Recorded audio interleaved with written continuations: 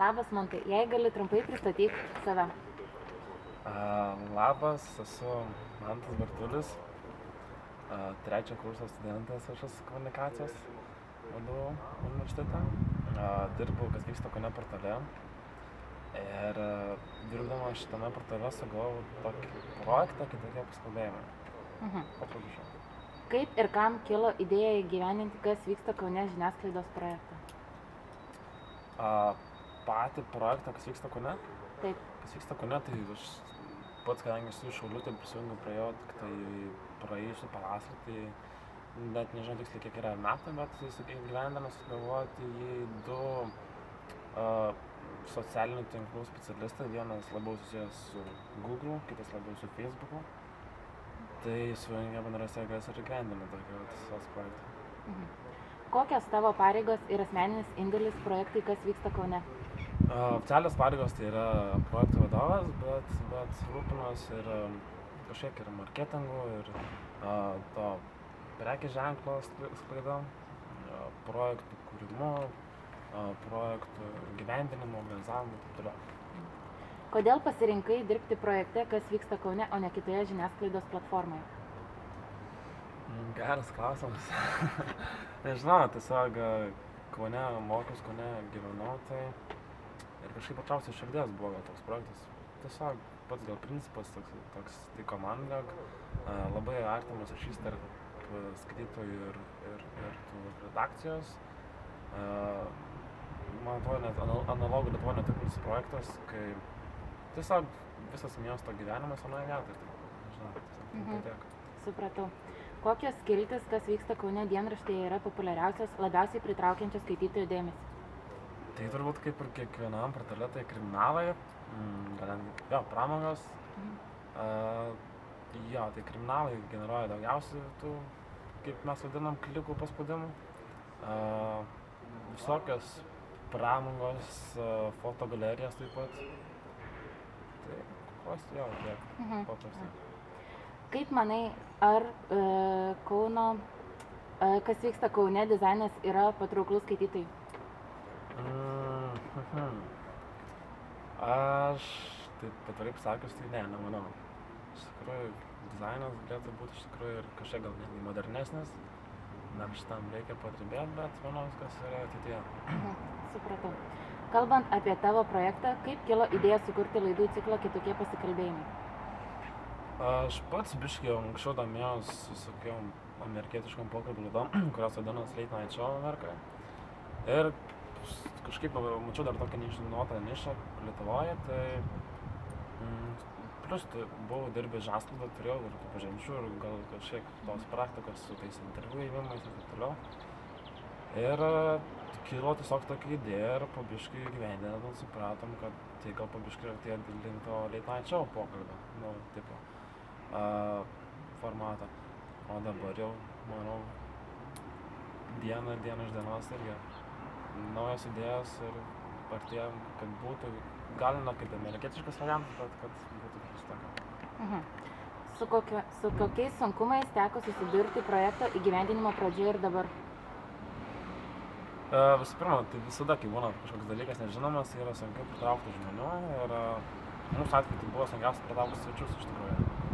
Kai vis tiek mūsų svečiai yra žymios žmonės, dažniausiai užsiėmę, turintis ir šiaip daug veiklų, tai pritraukti tokį projektą, ypač kuris vyko Kaune ir Vilniečius, kurie vos neįsibraukė visą dieną, irgi yra problema ir daug iš pradžio atsisakė tikrai žmonių.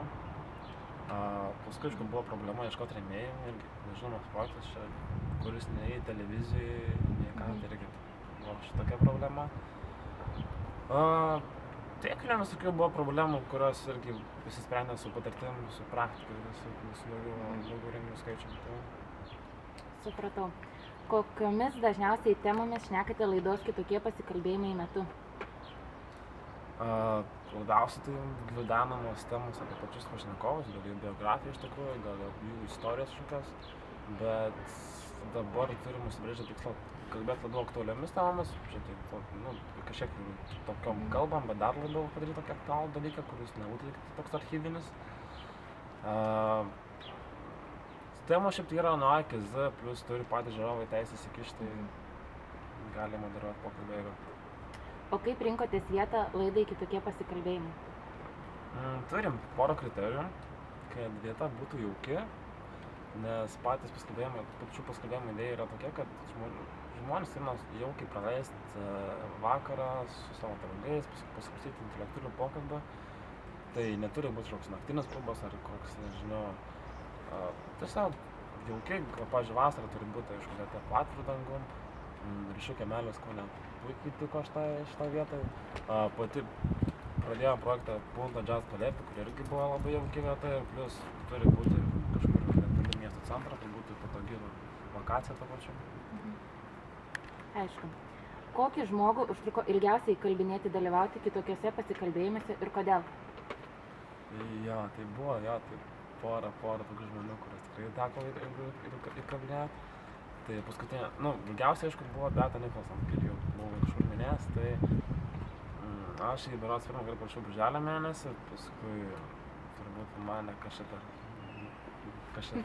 šut projektas kažkoks tam, nežinau, projektas, kuris nieko nežinomas, tai vis pasakė, parašiau už poros mėnesių, paskui parašiau dar už poros mėnesių, kaip sakė, šimtą, toliau tai geriausiai sudalyvavo kovo 8 dieną pasikalbėjimas po 8 mėnesių patraukos.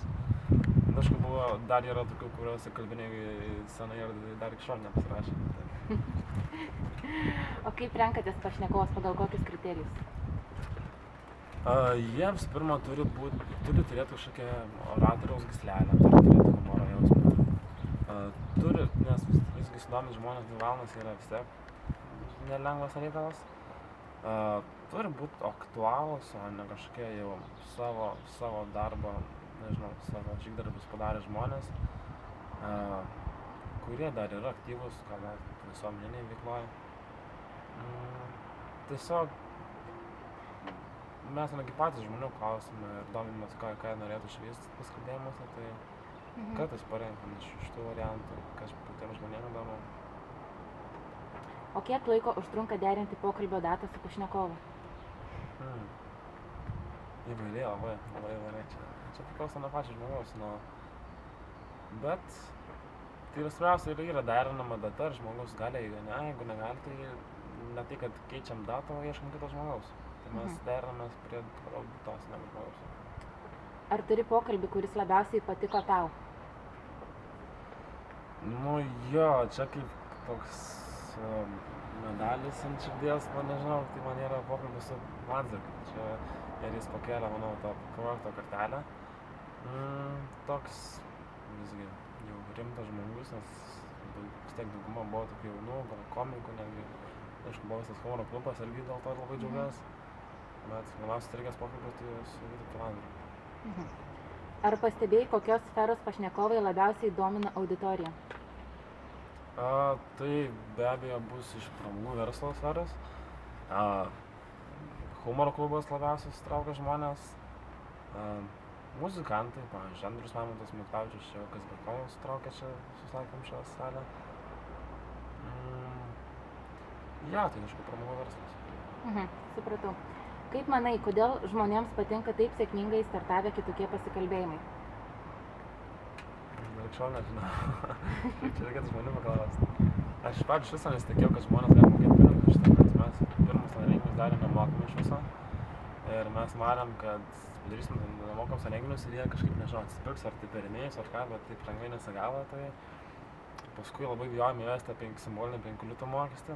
Paskui žmonės vis tiek nedingo.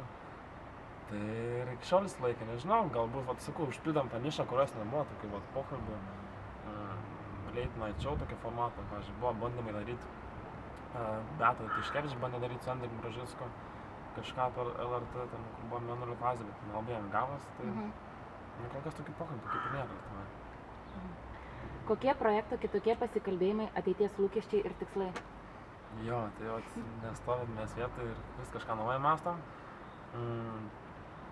Pavyzdžiui, čia bus pirma vasara dabar, kai Vilniuje vyks pasikalbėjimai ir jie vyks lofto vasaros terasų, kas yra, manau, viena iš populiariausių Vilniuje vietų. Plius turim tokį užsibrėžtą tikslą daryti labiau šou formatą iš tikrųjų. biškai gal, aišku, kopijuot tuos, kurie jau tai daro sėkmingai daugelį metų, jie yra amerikietiškas visokius variantus, daryti visokius vaizdo siužetus, aktualius, galbūt netgi susietus su svečiu, pasitelkti gal komiką, darant tuos vaizdo siužetus.